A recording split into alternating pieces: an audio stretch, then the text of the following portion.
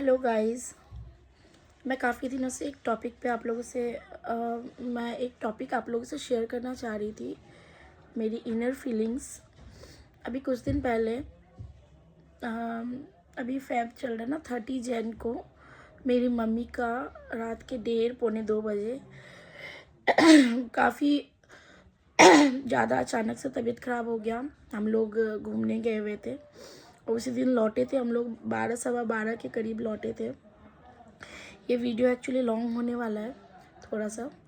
तो 12:15 12:30 के आसपास हम लोग लौटे और मेरी मम्मी का इतना ज़्यादा तबीयत ख़राब हो गया। 1:30 बजे के आसपास उसका सांस ही बंद हो गया। वैसे उसको एक दिन पहले से थोड़ा प्रॉब्लम हो रहा था, बीच बीच में जब सोती थी तो उसका सांस अटक जाता था, वो ब्रीथ नहीं कर पाती थी। तो एक दो बार ऐसा हुआ था, ठीक है। एक दिन पहले होटल में ही हुआ था ऐसा। तो हमने होटल का विंडो वगैरह खोल वोल दिया रात को। और अगले दिन हमें एक्चुअली मतलब देखिए कोइंसिडेंस कि हमें और भी जगह घूमने जाना था, बट बच्चा लेके और इतना सामान लेके थोड़ा सा सब इतना ज़्यादा थक गया ना। 1 वीक का हो गया था हमारा टूर। तो और जो जगह थे हमने वो कैंसिल कर दिया। हम सोचे कि नेक्स्ट टाइम कभी होगा तो अलग अलग ये सैटरडे संडे लेके हम लोग घूम आएंगे। और शायद ये अच्छा ही हुआ मेरे ख्याल से, क्योंकि शायद ये चीज़ होना था। और अगर हम रास्ते में होते तब अगर होता तो हम कहाँ लेके जाते मम्मी को। तो 1:30 बजे के आसपास मम्मी का पूरा ब्रीथ एकदम से बंद हो गया, पूरा बंद हो गया। मतलब वो छटपटाने लगी, वो सांस नहीं ले पा रही थी, पूरा छटपटा रही थी, हाथ से पूरा ऐसे हाथ वाथ फेंक रही थी कि मतलब वो ब्रीथ नहीं कर पा रही है। मेरा तो दिमाग ही काम करना बंद कर दिया कि मैं क्या करूं। मतलब उस टाइम आप सोचो कि आपके मदर या फादर आप एकदम ब्रीथ नहीं ले पा रहे हैं, सांस। आप हॉस्पिटल भी ले जाओगे, वैसे तो यहाँ पे पास में हॉस्पिटल है, फिर भी अगर आप मतलब ऑटो लाते हो, कुछ लाते हो, 10-15 मिनट तो लग ही जाएंगे ना। और जब इंसान का सांस बंद हो जाए तो वो 10-15 मिनट सरवाइव कैसे कर सकता है। मतलब वो भी अब मेरे लिए इतना ज़्यादा डिफ़िकल्ट था, मुझे तो कुछ समझ में नहीं आ रहा था। मैंने जो मेन गेट होता है मेरे घर के इधर, मेन रोड का जो मेन गेट है, मैंने उसको खोल दिया और मम्मी को बाहर बोली बैठो। बाहर बैठाई, मेरे हस्बैंड दौड़ के गए, मेन रोड पे गए। पास में ही है वैसे, मेन रोड तो एकदम ही पास है, लेकिन मम्मी के लिए थोड़ा मुश्किल था उस टाइम जाना, क्योंकि वो सांस ही नहीं ले पा रही थी, बिल्कुल भी नहीं ले पा रही थी सांस। उसमें चलना और ज़्यादा उसका दम फुलता। वो दौड़ के गए ऑटो लाने। तो एक पतली गली है, वहाँ से वो दौड़ के गए जल्दी मम्मी का कंडीशन देख के। और इधर मेरा भाई ओला वगैरह देखने लगा। फिर भी ओला 5-10 मिनट तो ले ही लेता है ना पहुँचने में, 4-5 मिनट। और मम्मी का ऐसा कंडीशन था कि उसको इंस्टेंट चाहिए, इंस्टेंट उसको मतलब ऑक्सीजन चाहिए, ऐसा सिचुएशन था। तो मेरे हस्बैंड गए, बट यहाँ पे क्या होता है ना, मेन रोड वगैरह होता है यहाँ पे, ताला बंद कर देते हैं रात को। मतलब गेट लगा हुआ है, चोरी वोरी हो जाते हैं लोगों की गाड़ियाँ, इसलिए मतलब जो एरिया है ना सोसाइटी वगैरह, उसमें गेट बंद कर देते हैं। तो वहीं पे आसपास में गार्ड्स रहते हैं। ये चीज़ मुझे नहीं पता था कि गार्ड्स रहते हैं, उन्हें ढूंढना पड़ता है। तो अब उस टाइम बंद था। अब अगर हम बाहर से कोई ऑटो लाते हैं वो भी नहीं ला सकते, मम्मी को जाना पड़ेगा मेन रोड पे। और मम्मी का कंडीशन नहीं था वैसा, और ऑटोज़ थे भी नहीं। ऑटो थे लेकिन ऑटो ड्राइवर नहीं थे एक भी। ओला बुक किया उन्होंने तो 5 मिनट का दिखा रहा था कि 5 मिनट में आएगा ओला। अब मम्मी का ऐसा ज़्यादा कंडीशन ख़राब था। मैंने आजू बाजू में, जो मेरे बाजू में एक रहती हैं भाभी, काफ़ी अच्छे से वो बातचीत करती है। 1 साल हो गए मुझे यहाँ पे आए हुए, मैं भी रेंट पे रह रही हूँ। तो 1 साल हो गया, वो उनसे अच्छा खासा मेरा वो है, मतलब मेरा नहीं है बट होता है ना, बातचीत ही हो जाता है थोड़ा सा। बाहर निकलते हैं बच्चे को लेकर तो। और उनको कई बार ऐसा हुआ है कि उनको पैसे की नीड हुई है, तो मतलब मुझसे मांगी और मैंने दिया है उनको, काफ़ी बार दिया है, 1-2 टाइम्स, 3-4 टाइम्स काफ़ी दिए होंगे मैंने। 1-1 महीने उन्होंने नहीं लौटाया, 2-2 महीने। पर ठीक है, होता है हर किसी को प्रॉब्लम, तो वो कोई बात नहीं है। और जो उनको मैक्सिमम ज़रूरत पड़ती रहती है, ठीक है, मैक्सिमम उनको ज़रूरत पड़ती है पैसे का, और मैं उनको हेल्प करती हूँ। और क्या हुआ कि उनके जो देवर थे, वो उनका ऑटो है, घर के आगे ही ऑटो था। मेरे माइंड में क्लिक किया कि मैं उनको बोलती हूँ कि कम से कम घर के पास ऑटो, वो अपने देवर को बोलेंगी कि वो मतलब हेल्प, ये होता है ना भाई, ऐसे सिचुएशन में कोई भी किसी का हेल्प करता है। तो मैंने उनको बोला ठीक है, और बहुत उठाया, बहुत मैंने नॉक वॉक किया, मैं बाहर से चिल्ला रही थी, उन्होंने शायद सुना भी, बट वो जानबूझ के खोलना नहीं चाह रही थी। ये मुझे पता चल रहा था कि वो जानबूझ के नहीं खोल रही है, इतना पीटने के बावजूद। फिर भी मेरा जिद था, मेरी माँ का मतलब ज़िंदगी और मौत का सवाल था। मैं पीटे जा रही हूँ, मेरा तो था कि मैं खुलवा के रहूँगी, मतलब मैं तो गेट खुलवा के ही रहूँगी, वो ना भी खोलना चाहे। फिर भी मैं पीटती रही, बहुत ज़ोर ज़ोर से पीटती रही, चिल्लाती भी रही। जब तक उन्होंने नहीं खोला मैं पीटती रही गेट। लास्ट में उन्होंने, उनके हस्बैंड ने खोला, बोला क्या हुआ। मैं बोली मेरी मम्मी सांस नहीं ले पा रही है, प्लीज़ आप अपने भाई को बोलिए कि वो अपना ऑटो लेके जाएंगे और मेरी मम्मी को लेके जाएंगे हॉस्पिटल। वो बोल रहे हैं उनके छोटे भाई के बारे में कि मेरा उससे बातचीत नहीं होता है, मेरा तो उससे 36 का आंकड़ा है। ठीक है, मैं बोली भाई नहीं, कितना भी बात नहीं होता होगा आपका, फिर भी भाई है आपका, ऐसा थोड़ी होता होगा, बहुत कितना भी आंकड़ा होगा, बात होता होगा, आपका नहीं होता। तो मुझे पता है उनकी वाइफ के बारे में। मैं बोली आप बोलिए आपका तो होता है। हाँ, वो भी ऐसे, अब मैं क्योंकि मैं बोल रही हूँ और वो देखी कि मैं गुस्से, मुझे क्योंकि वो मेरा हेल्प करने के लिए रेडी नहीं है, तो मुझे थोड़ा सा मैं एंगर भी हो गया। तो मैं बोली कि भाभी आप तो बोलिए। मैं दरवाज़ा उनका भी पीट रही थी, बट वो उधर से रिस्पॉन्स नहीं आ रहा था, उनका अंदर में घर है। मैंने उनको बोला आप बुलाइए, आपके बुलाने से आएंगे। तो वो एक दो बार बस ऐसे ऐसे आवाज़ दी उसको, और नहीं दी आवाज़। और इधर गली में कुत्ते ऐसे हैं, 2 कुत्ते हैं कि वो काटते हैं लोगों को। और वो कुत्ता पता नहीं मेरे पे तो अटैक करने पे तुल गया था, बट बोलते हैं ना उस टाइम किसी का डर नहीं लगता है, किसी चीज़ से डर नहीं लगता है। वो कुत्ता कितने लोगों को काटा हुआ है, ठीक है। और वो बहुत ही ज़्यादा मतलब वो है, मतलब वो बहुत लोग डरते हैं इस गली में उससे। बट उस टाइम तो मेरे अंदर पता नहीं क्या हो गया था कि मेरी माँ से के आगे मुझे कुछ दिख ही नहीं रहा था, कोई डर नहीं, कुछ नहीं। मैंने उनको बोला, फिर मैंने उनको बोला आप नंबर दीजिए अपने भाई का। तो उनके हस्बैंड बोल रहे नंबर नहीं है मेरे पास, मेरा तो बात ही नहीं होता है। मैं समझ गई ये लोग हेल्प नहीं करेंगे, मतलब इन लोगों का इरादा ही नहीं है हेल्प करने का, ये मैं समझ गई। मैं सोची अपना हेल्प खुद ही करना पड़ेगा, इन लोगों पे टाइम वेस्ट करके फ़ायदा नहीं है। और अभी मेरी मम्मी के पास इतना टाइम नहीं है, मैं आपको इतनी देर से बता रही हूँ, बट ये चीज़ें सडन एकदम फटाफट से हो रहा था, ठीक है। तो मैं सोची छोड़ो, इन लोगों पे टाइम वेस्ट करके फ़ायदा नहीं है। मैं मम्मी को बोली मम्मी तुम चलो, चलने की कोशिश करो, चल पाओगी। मम्मी बोली नहीं, मम्मी तो ब्रीद ही नहीं कर पा रही थी। मैं बाहर बैठा ही तो थोड़ा सा उसको हल्का हल्का सांस आ रहा था, बट जब मैं और मेरा भाई, और इत्तेफाक से मेरी बहन नहीं थी यहाँ पे, उसके फ्लैट पे भी पापा सोने चले गए थे, पापा को सोना था।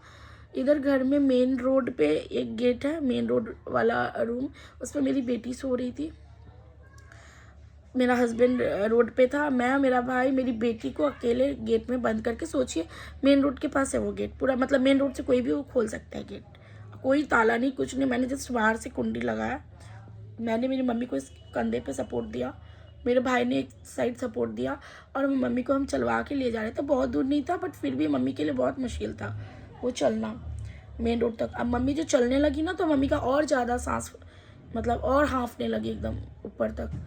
तो ये फिर क्या हुआ, मेन रोड पे हम पहुँचते ही मैंने देखा मेरे हस्बैंड किसी गाड़ी वाले से बात कर रहे हैं। तो देखिए वो बात किया, एंड एकदम बोलते हैं ना फटाक से, गाड़ी एकदम बात करते ही फटाक से हम लोग के वो पास आके खड़ा हो गया, दरवाज़ा खोला, 3-4 लड़के थे उसमें। वो लड़के सब उसमें, वो ओला था वो गाड़ी, उसमें 3-4 लड़के ड्रिंक कर रहे थे। मेरे हस्बैंड जब देखे कोई गाड़ी नहीं आ रहा है, कुछ नहीं, ओला भी नहीं पहुंच पाया अभी तक, तो उन्होंने उन लोगों से बात किया, एंड वो लड़के सीधा आके मतलब गेट वेट खिड़की विड़की सब खोल दिए, लेके सीधा गाड़ी दरवाज़ा खोले, मम्मी को बैठाए। मेरे यहाँ से बहुत नज़दीक है हॉस्पिटल, मतलब स्कूटी से 1-1.5 मिनट लगता है जाने में।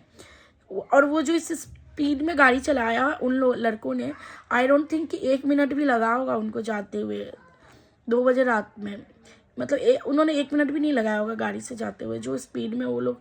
और मेरी मम्मी एकदम ज़ोर ज़ोर से हाँफने लगी, वो लोग। मैं तो नहीं बैठ पाई क्योंकि मेरी बच्ची थी घर में, मेरा भाई बैठा और मेरे हस्बैंड स्कूटी लेके आगे गए। फिर बाद में ओला आ गया, बट क्या ही फ़ायदा बाद में आके। और उन लड़कों ने मतलब हॉस्पिटल इमरजेंसी में ले जाके स्ट्रेचर वगैरह लिया, स्ट्रेचर वगैरह ला के सीधा मम्मी को डाला उस पर, और इमरजेंसी में उन्होंने सीधा ऑक्सीजन लगाया मम्मी को। और आधे घंटे के अंदर 15-20 मिनट में उन्होंने बोला कि इनको ICU में डालना पड़ेगा, वेंटिलेटर पे। मेरी मम्मी वेंटिलेटर पे थी 15-20 मिनट के अंदर। ठीक है, मैं घर पे, मेरा नींद उड़ गया। मेरी बेटी सोई हुई थी, मैं ना सो पा रही थी ना जाग पा रही थी। उस टाइम तो मुझे किसी का ख्याल नहीं आ रहा था। मेरी बहन का ख्याल आया कि जिस सिचुएशन में मम्मी गई है तो बहुत ही ज़्यादा क्रिटिकल था। मुझे लगा मतलब 2:30-3 बज रहे हैं, मैं क्या करूँ, उन लोगों को बताऊँ नहीं बताऊँ। फिर भी मैंने एक बार कॉल किया, बट वो लोग सो रहे होंगे तो पता नहीं चला होगा उन्हें। मैं सुबह का वेट कर रही थी। ठीक है, और उसके बाद सुबह में मैं गई मम्मी को देखने, पूरा वो वेंटिलेटर पे है पूरा एकदम। देख के ही तो मुझे रोना, मैं रोने लग गई। मैं तो कुछ भी नहीं बोली, बस खड़े होकर अंदर रो रही थी। और जो वहाँ पे जो जूनियर डॉक्टर्स होते हैं, जो स्टाफ वगैरह, वो लोग बोले अरे इनको दिखाओ, इनको बात करवाओ थोड़ा सा। तो मम्मी को डबल पाइप लगा था, नोज़ में लगा था कि ऑक्सीजन वाला, और मास्क लगा हुआ था। ये सब तो चलो मैंने आपको बताया कि कैसे क्या हुआ नहीं हुआ। बट देखिए, शॉकिंग वाली बात है। पहली बात तो दिल्ली की बात मैं करूँगी कि मैं रही हूँ कोलकाता में। कोलकाता में अगर किसी को कुछ हो जाए, अगर आपका कोई जानने वाला हो ना हो, आप उनको कभी जानते हो ना हो, आप किसी एरिया में नए नए आए हो, वहाँ पे अगर आपका ऐसा इमरजेंसी हो जाए, तो आप जिनको नहीं भी जानते हो ना, वो भी आपके हेल्प के लिए आके खड़े हो जाएंगे। 2-4-10 लड़के ऐसा है। बंगाली जो कि अलग है, मतलब बंगालीज। ठीक है, और मेरा जो एक्सपीरियंस रहा है, वहाँ पे आपको कोई नहीं भी पहचानेगा, नहीं भी जानेगा, और ऐसा क्रिटिकल सिचुएशन हो गया तो आके 10 लड़के खड़े हो जाएंगे आपके साथ, आपका हेल्प करने के लिए। आपको छोड़ेंगे नहीं वो। अगर आपके घर पे कोई भी नहीं है आपका, फिर भी आप ट्रीटमेंट के लिए आपको सोचना नहीं पड़ेगा, उठा के लेकर चले जाएंगे।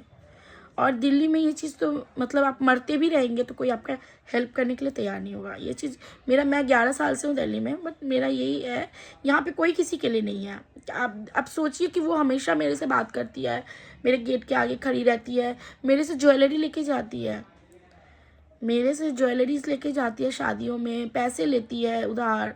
मेरा उससे कुछ नहीं है।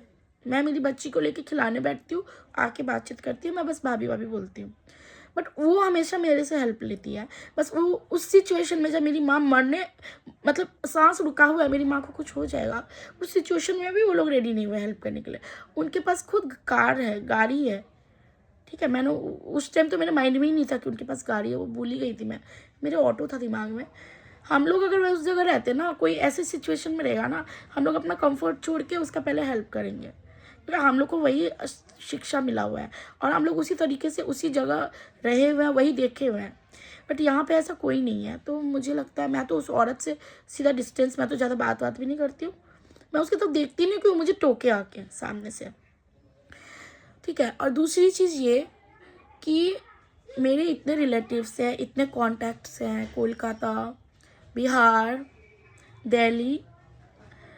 दिल्ली में तो मेरा पूरा ख़ानदान है, मेरे ससुराल का, मेरे मम्मी के साइड का भी है।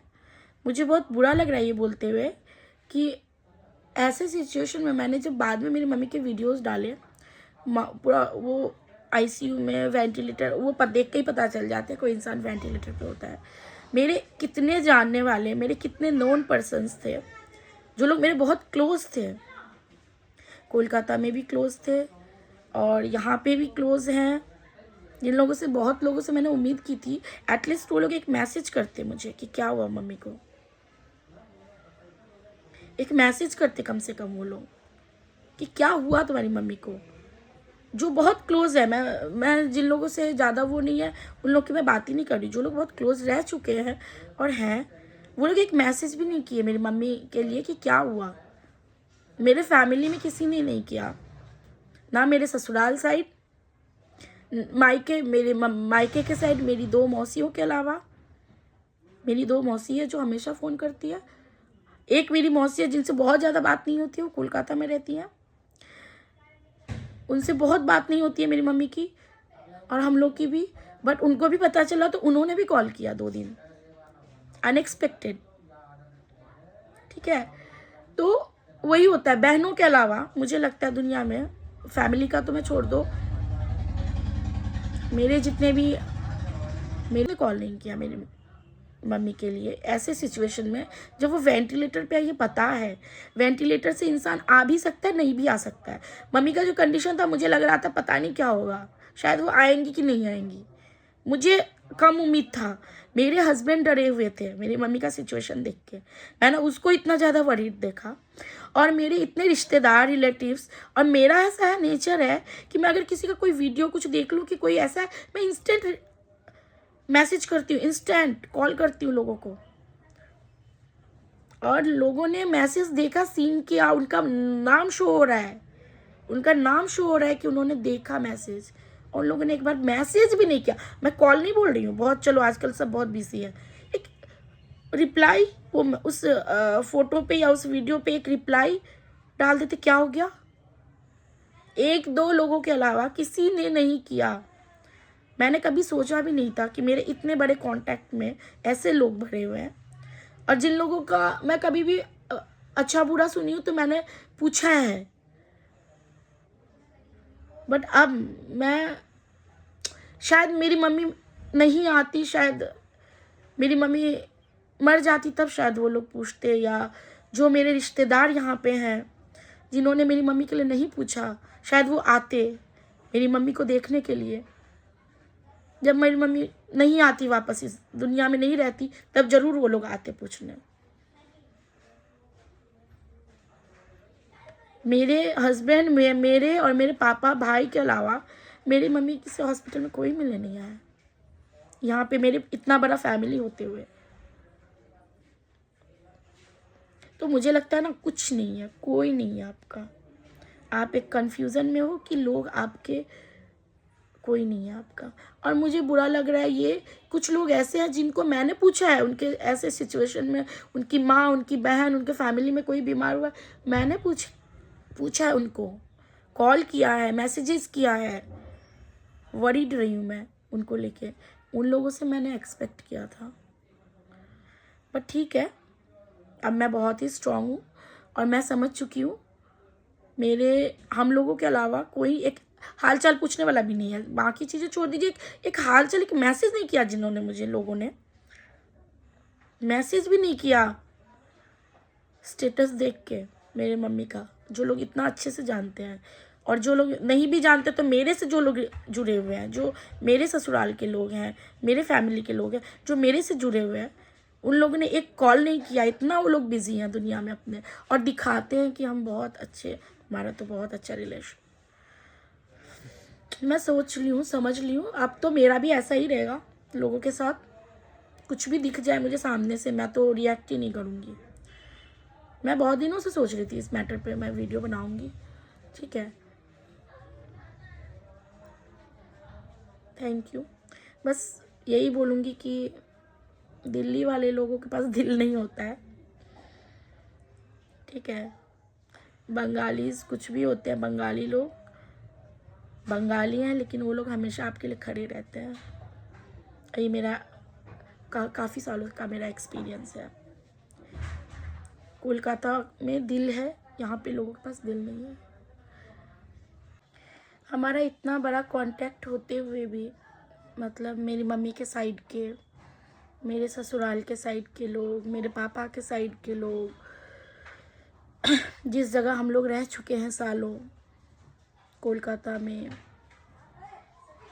मतलब कितने कॉन्टैक्ट्स है, किसी ने भी एक कॉल नहीं किया। एक कॉल, एक मैसेज, कॉल छोड़ दीजिए, एक मैसेज तक कर सकते थे। एक उस वीडियो पे रिप्लाई का ऑप्शन आता है, पूछ सकते थे क्या हुआ मम्मी को, पूछ सकते थे। कोई नहीं पूछा, कोई नहीं होता अपना। मुझे लगता है कि लोग एक झूठ मूठ का कन्फ्यूज़न में है कि रिश्तेदार, रिलेटिव्स कोई नहीं है। मैं तो अकेले फेस की हुई ये सारी चीज़ें। एक इंसान पूछता है ना, तो उससे भी सहूलियत मिलता है इंसान को, थोड़ा एक कॉल अगर कोई कर दे ना उस टाइम पे तो उसमें भी सहूलियत मिलती है, लेकिन लोग देखते हुए, जानते हुए, समझते हुए किसी ने नहीं पूछा। अपने जो सगे संबंधी है उन्होंने तो पूछा ही नहीं, तो दुनिया से क्या ही आशा कर सकती हूँ मैं ना। दुनिया से आशा ही नहीं रख सकते। जब अपने लोग ही नहीं वैसे हैं, अपने लोग ही नहीं पूछे, तो दूसरों से क्या ही आशा कर सकते हैं हम। मैंने एक्सपेक्ट नहीं किया था ये चीज़, एटलीस्ट मेरी मम्मी के साइड से, मेरे ससुराल के साइड से, मेरे पापा के साइड से। बाकी को तो मैं चलो छोड़ दो, शायद वो लोग इंतज़ार कर रहे थे